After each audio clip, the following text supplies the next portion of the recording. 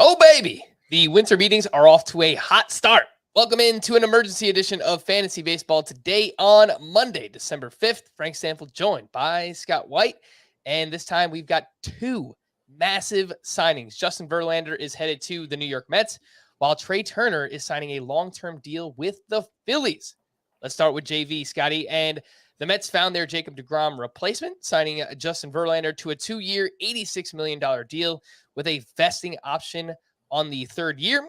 And Verlander returned with a bang this past season, Scott, winning the AL Cy Young Award to the tune of a 1.75 ERA, 0.83 whip, 18 wins, and 185 strikeouts over 175 innings pitched. Your initial thoughts with the move to Queens?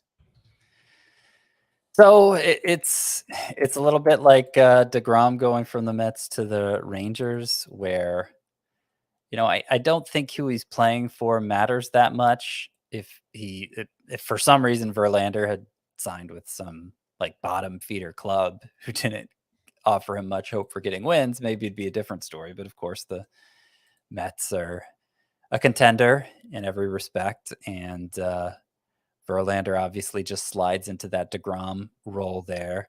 I think one interesting thing we didn't talk about with the Mets rotation is how it's pretty depleted even with this. So Verlander takes deGrom's place, but they're also other free agents from the Mets rotation, Chris Bassett and Taijuan Walker.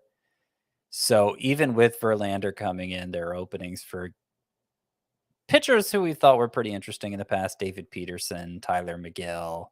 Now the Mets are talking about potentially bringing in another pitcher, maybe bringing Bassett back, for instance. So I suspect that's probably going to happen, given that they're Mets and that they're motivated and have resources and all of that. But we'll see. As for Verlander, though, I think stock stays pretty much the same. I've had him as my number one starting pitcher going into next year. I think I'm alone in that regard, but I don't see any reason to downgrade him based on this. Yeah, I do agree. I think the Mets will probably bring in another starting pitcher, at least to join that trio up top: Justin Verlander, Max Scherzer, Carlos Carrasco. Not sure that they want to rely on both Tyler McGill and David Peterson in their rotation. So I do agree with you there, Scotty. And you know what's actually kind of crazy about this move from the Astros to the Mets? The Mets scored more runs than the Astros this past season. Would not have guessed that, but it actually happened. So perhaps even, I can't say there's more win potential because he just had 18 wins. So. No, I mean, and it's, the Astros are like, it's between the Astros and the Dodgers, who's like the preeminent dominant franchise right now, right? I mean, Astros have been to 4 of the past 6 World Series, winning 2. Yeah. So, obviously Verlander can't get any more win potential than he had with them, but the Mets should be good too. I mean, we could get into maybe just how good is Verlander. I mean, there's the reason why he's kind of not the consensus pick for number 1 overall pitcher. I think, the fact he's going to be 40 next year, you got to start there. But also he's coming off a season.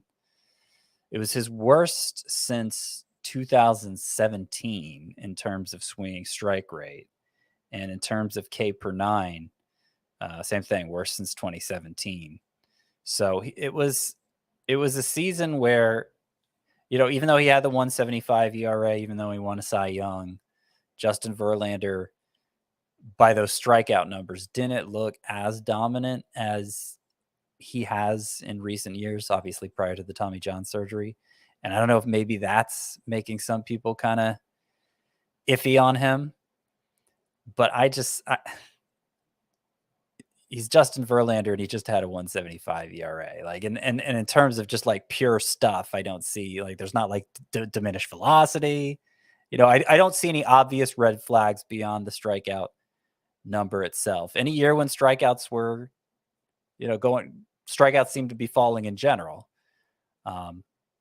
I just don't think that matters much anymore. I think because offense is going down, because home runs have become harder to hit, a pitcher doesn't need to be like this dynamic 11 strikeout per 9 inning type of guy to be dominant. And obviously the season Verlander had just showed that.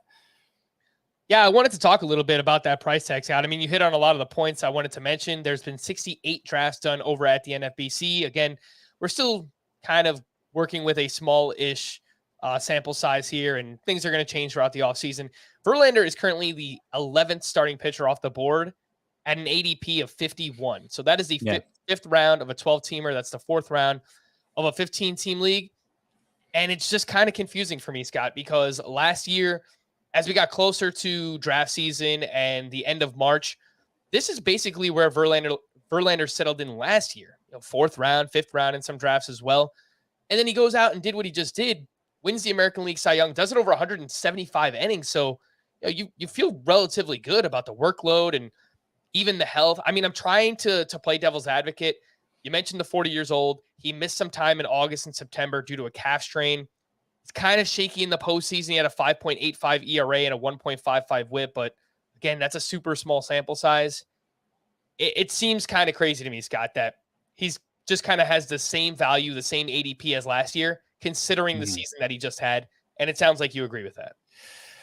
Yeah, obviously, if I'm ranking him number one, I think part of the issue too, maybe even less than the strikeout issue, because I didn't hear many people making much of that during the season, so I don't know that that's really influencing people. It's just the fact that he's old, he's 40, and right. Scherzer's not going especially high. I think I have Scherzer number 2. I have Verlander 1, Scherzer 2, and they're both being downgraded in early mock drafts. So what's the common variable there? Well, they both pitch for the Mets now, but aside from that, they're both really old. I think at starting pitcher, though, unless there's a sign of diminished skill, and that's not the case for either of those guys. Age is very low in my risk factor rankings for starting pitchers specifically. Durability is number one, because obviously pitchers are getting injured all the time, and the more pitchers use, the higher the chances of an injury. And I think, compared to some of those young guys, the Shane McClanahans of the world, the Spencer Striders of the world, if you're a pitcher who's proven time and time again you can take on this monster workload as Verlander and Scherzer have, like that counts for more to me than the fact you're kind of old. I'd rather know that I'm getting ace volume from you if I'm going to pay an ace price tag. And it's possible that this is the year either one of those guys just loses it, has diminished stuff, gets hurt, whatever. That's possible. But that's kind of true for every pitcher, regardless of age. And these guys at least think they've at least stood the test of time and have proven their durability over and over again in a way some of those being drafted ahead of them on average haven't proven even once, So yeah, I'll take Verlander 1 and 2. Realistically, I'm probably not taking either because I'm not taking a pitcher that high, but I think they deserve to be as highly regarded as they ever have been. But to your point, Scott, I mean, they're not going high per se. They're going in the fourth round, fifth round of some of these drafts. And if you start your draft off with 3 hitters and you could still get one of these guys as your SP1, it seems like a fantastic strategy, at least early on here in the process. The only thing I'll point out with Scherzer, and, we'll have time to talk about this, he's starting to show a little bit more signs of breaking down, a few more injuries the past couple of seasons. But someone like Verlander or even Zach Wheeler, who's also going in this range, I really don't have many concerns on either one of those guys. And if I could just say real quick, even acknowledging that point on Scherzer, that he has missed a little more time with small injuries in recent years. When he's healthy, he still gives you that. He's still that 7-inning pitcher consistently that really makes a huge impact to your team's bottom line. And so, I'm not going to stress about that so much with him either.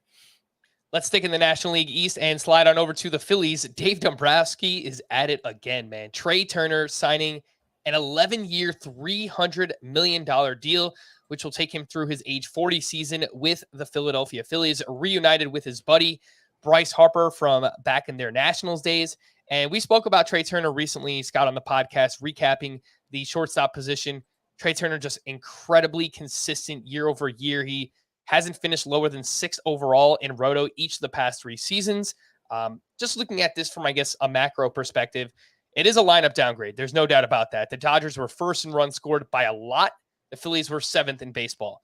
Both ballparks are very good for right-handed batters. They're both top 7 in park factors. The Phillies were slightly more aggressive in terms of steals. They were 5th in baseball. The Dodgers were 9th. So maybe all those things considered, it's a slight downgrade just because of the lineup, but I don't know that this is going to change much value for Trea Turner either. What do you think? Yeah, I mean, obviously, Trea Turner was a very high draft pick when he played for the Nationals, too. Arguably had, uh, even his very best years in fantasy were with the Nationals. Arguably, I guess it's pretty close. Yeah, I think he's just going to keep doing what he does. I look to see if maybe he had a especially productive history at Citizens Bank Park, having spent all those years in the NL East. Not really. His track record there is whatever. I mean, it's a small sample anyway, so I don't take much from that. Probably means Gene Segura's not going to be back for the Phillies. They could sign him to play second base, but that would mean Bryson Stott has nowhere to play, and he kind of came on late in the year, and I think they're invested in him in their lineup moving forward. So we'll keep an eye out where Gene Segura ends up landing. But, I mean, you got to like Trea Turner and Bryce Harper in the same lineup again with some other big bats there, JT Realmuto, Rhys Hoskins. I imagine Trea Turner's just going to be a fixture there in the leadoff spot, and maybe he'll get back to running a little more. Yep. I mean, everybody's going to be running more next year, right? Because of the rule changes, but relative to the rest of the league, maybe Trea Turner will get back to running more than we've seen the past 2 years.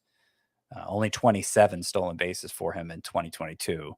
So that was kind of a disappointing number considering stolen bases are the main thing Trea Turner's known for. Also a great source of batting average year over year. But yeah, hopefully a few more steal chances with the Phillies. Yeah, I think that's really possible, Scott. I mean, you look at what he did this past season with the Dodgers. He played most of his games as either the second or third hitter in the Dodgers lineup. So, right. Just leading off for the Phillies, he should have more opportunities to run moving forward. So I think he's fast enough to steal 40 plus bases. It's just, does he want to? Do the Phillies want him to run that much? Which, look, if you sign Trea Turner, I think you probably want him to run. So wouldn't surprise me one bit if he gets back over 30, or even if he approaches or even exceeds 40 steals this upcoming season. Once again, for Trea Turner. Scott, you spoke about some of the ripple effects here. Bryson Stott obviously slides over to second base, which you talked about. And I guess everybody else in the Phillies lineup just kind of slides down one spot. I would assume, Kyle Schwarber can continue to bat second. He obviously has a great OBP. I think that makes sense. And then Rhys Hoskins and Realmuto, Castellanos, counting stats are going to go up for all of those hitters as well. And then on the Dodgers side of things, Gavin Lux penciled in at short, Chris Taylor at second. Outfield still needs some help. I think the Dodgers are going to make moves. I don't know what they're going to do. They could be in on like Correa or Swanson or Bogarts, or maybe they even get in on Judge. They're going to do something. They have to, because like I was noticing this the other day before Turner was even clear he was moving on. Just what their starting lineup looks like according to Roster Resource right now. So you got Betts, Freeman, Will Smith, Max Muncy, top 4. The bottom 5 in the Dodgers lineup right now, according to Roster Resource: Trace Thompson, Gavin Lux, Chris Taylor, Miguel Vargas, James Outman. Like that's not going to stand, obviously. So it's hard to even get into it too much what it means for the Dodgers. Will Gavin Lux be an everyday player in 2023? There's a pretty good chance. I don't know that it'll be as their everyday shortstop. I kind of doubt that. But he's, of course, shown versatility in the past. Mostly, I'm keeping an eye for the Dodgers. I'm keeping an eye on whether there's a path for Miguel Vargas.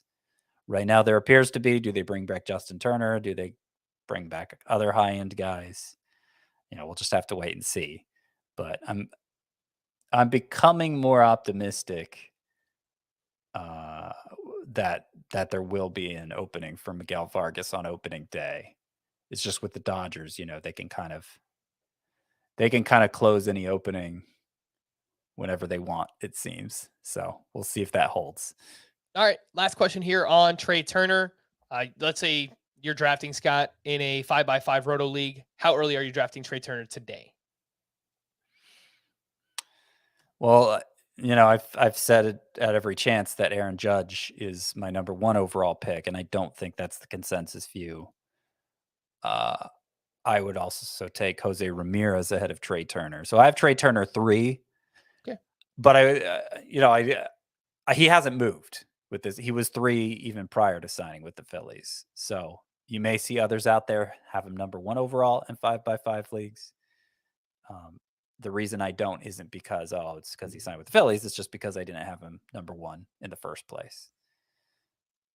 All right. Well, we're going to wrap there. Again, Justin Verlander headed to the Mets on a 2-year, $86 million deal. That includes a 3rd-year vesting option. And then Trea Turner, massive deal with the Phillies, 11 years, $300 million, with likely more moves to come. This is only day 1 of the winter meetings, and we're getting all these moves ready. So perhaps we see some more of the shortstops, some Aaron Judge, Carlos Rodon over the next couple of days.